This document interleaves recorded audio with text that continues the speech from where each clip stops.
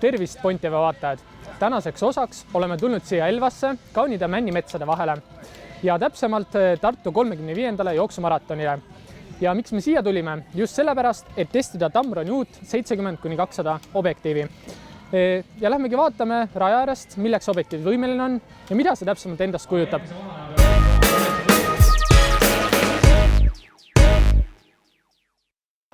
Tamroni uue SP-seeria 70-200 G2 objektiivi näol on tegemist siis edasiarendusega juba varasemast objektiivist. Aga muudetud on siin palju. Esmapilgul juba peale vaadates on välimus hoopis teistsugune, aga ka seest pole jäänud asjad kaugeltki samaks. On lisatud uus stabilisaator, teine teravstumismootor ja on muudetud täielikult optikat sees. Ja mis oleks parem viis selle uue võimeka objektiivi testimiseks, kui jooksumaratonil pildistades kiireid jooksjaid. Jäämegi siis jooksjaid ootama ja vaatame, milleks see objektiiv suuteline on. Ja praegu ongi tulemas kõige kiiremad eestlased, kes on siis teisel kohal ja vaatame, mis pildid me neist saame.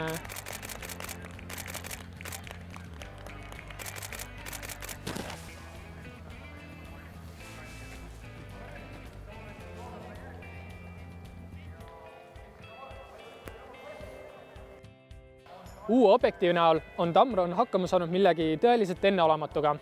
Ehk räägime natukene optilisest disainist. Kui võtta võrrelda seda objektiivi esimese seeria 70-200 objektiiviga, siis esimene seeria oli joonise poolest suhteliselt pehme ja sobis küll hästi stuudios portreefotograafiaks, kuid mitte nii hästi näiteks siin spordivõistlusel pildistamiseks. Teine seeria siis Tamroni 70-200 objektiivist oli küll teravama joonisega, oli seda edasi arendatud, kuid natukene ei vajaka teravstumiskiirusest. Aga nüüd uues kolmas seeria G2 objektiiv on siis kombineerinud need kõik head asjad varasematest objektiividest ehk hea teravstumiskiirus, hea joonis terav ja ka võimekas stabilisaator. Ja nüüd võib ta täiesti vabalt võistelda siis Canoni ja Nikoni siis tippseeria samasuguste 70-200 objektiividega. Uue objektiivi disaini näol on muutunud samuti palju.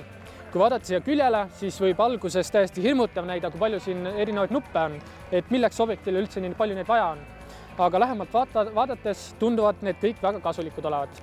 Esimeseks nupuks on siis siin VC mode ehk siis pildi stabilisaatori režiim. Need on kokku 3 tükki, millest siis üks stabiliseerib pildi nii pildiotsijas kui ka siis pilti tehes.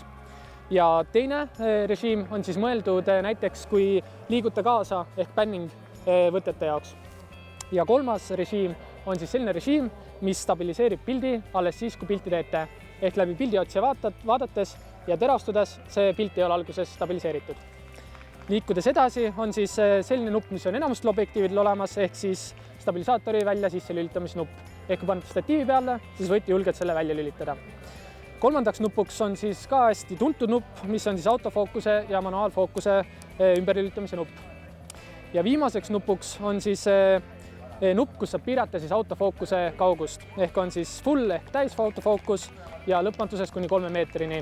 Et kuigi see kiirus ei ole seal väga suur, mis see muutub, aga siiski see 0,1 sekundit võib päästa tihtipeale väga palju.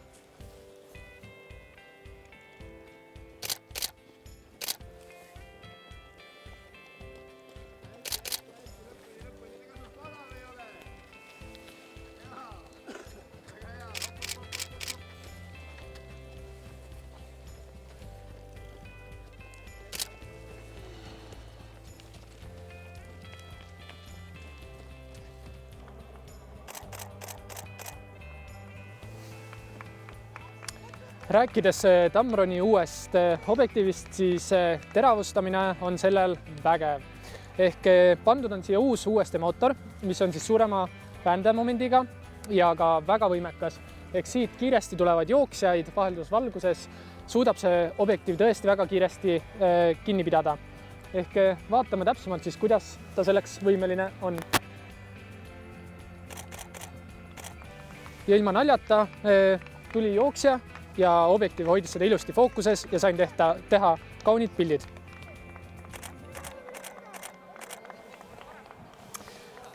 Tamroni uus pildistabilisaator on küllaltki võimekas, võib nii öelda. Ehk see pakub siis 5 stopilist ja 5 telelist stabilisatsiooni piltidele. Ehk näiteks praegu pilti tehes üks 30 säriajaga võib ilusa liikumise pildile saada ka käest pildistades ja kas või 200 mm juures. Ehk eile õhtul ka proovisime selle pimedas ära ehk 200 mm pealt ja üks 10 säriajaga käest pildistades on pildid ilusti teravad. Nagu ka jooksjatel on käes lõpus spurt, oleme meie jõudnud siiamaale. Ehk vaatame üle, mida siis see Tamron kokkuvõtteks endast kujutab. Muudetud on kõike selle puhul. Väline disain, kus on uued nupud ja ka sisemine disain, millel on siis uus optika sees ja see tähendab siis ka väga teravaid pilte. Samuti on sellel uus siis värinastabilisaator, mis on siis erinevate režiimidega ja 5-stopilise võimekusega.